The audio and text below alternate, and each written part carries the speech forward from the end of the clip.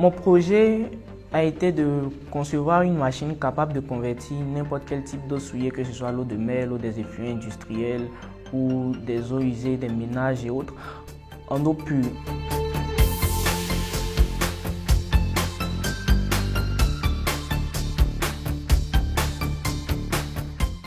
Bon, comme vous le constatez, nous avons des dispositifs de biogaz ici. L'idée est née du fait que dans les zones rurales, c'est-à-dire les villages, l'accès au gaz est difficile. Et dans ces villages-là, la population utilise les fagots pour la cuisson des nourritures.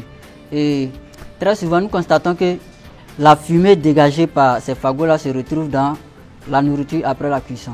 Et c'est de là que nous nous sommes dit, pourquoi ne pas produire du biogaz, voilà, facilement accessible aux villageois.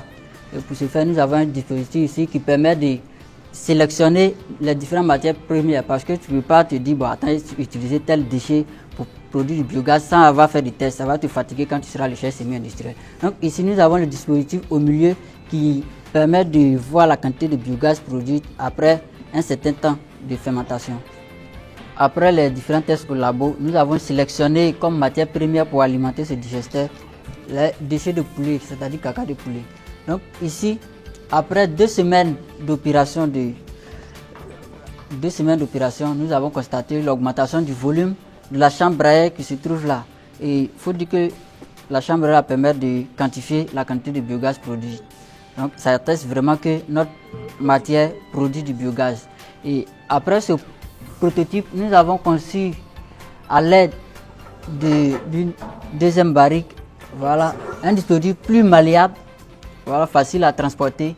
Et ici, il faut dire que la matière première doit être introduite ici, et après un certain temps de fermentation de cette matière première-là, il y aura production de gaz. Et une fois qu'on ouvre la vanne, voilà, le biogaz va s'échapper. Donc il suffit juste d'alimenter à soit une chambre à air ou bien à une bonbonne pour pouvoir récupérer le gaz.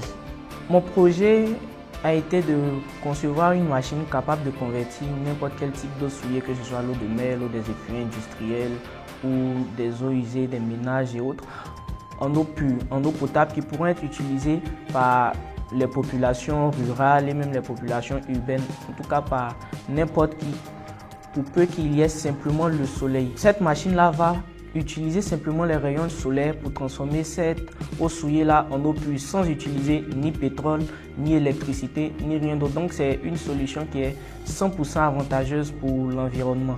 Et cette eau pure-là même pourrait être utilisée pour restaurer les hydrographies locales, comme remplir les lacs qui ont été séchés et autres, et créer des bassins pour garder l'eau pour les populations qui n'en ont pas. Alors déjà, il faut noter que les cheveux ont toujours été un atout indéniable de beauté pour la jante masculine, mais plus encore pour la jante féminine qui cherche toujours à l'entretenir. Et dans notre cas, en fait, nous sommes beaucoup plus axés sur les cheveux crépus parce que les produits concernant ce type de cheveux-là ne sont pas vraiment abondants sur le marché. Et même s'ils sont abondants, ils sont souvent très chers et ils contiennent des produits chimiques qui sont souvent néfastes pour la santé.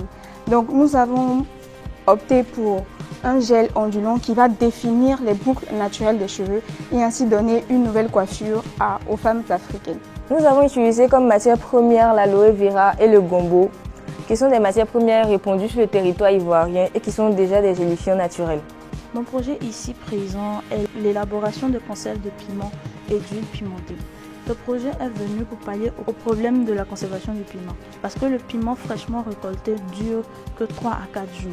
Et mon projet ici vient résoudre ce problème. Il existe plusieurs manières de conserver le piment. Nous avons le séchage, la congélation, le marinage et le traitement en sauce. Notre conservation à nous sera d'extraire la capsaïcine, qui est le principe actif du piment, par de l'huile et de conserver le tout en conserve. Notre produit ici permet de garder toutes les caractéristiques du piment frais. Il peut être utilisé directement en sauce. L'huile ici est beaucoup utilisée dans la boulangerie, précisément dans la pizzeria.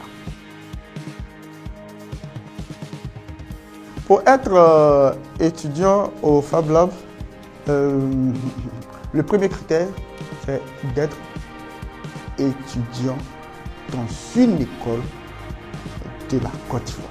Maintenant, si vous êtes une start-up, si vous êtes quelqu'un qui veut vraiment rentrer aussi au Fab Lab, vous pouvez faire une demande et venir au Fab Lab. Parce que le Fab Lab, c'est entrer avec une idée et repartir avec un produit.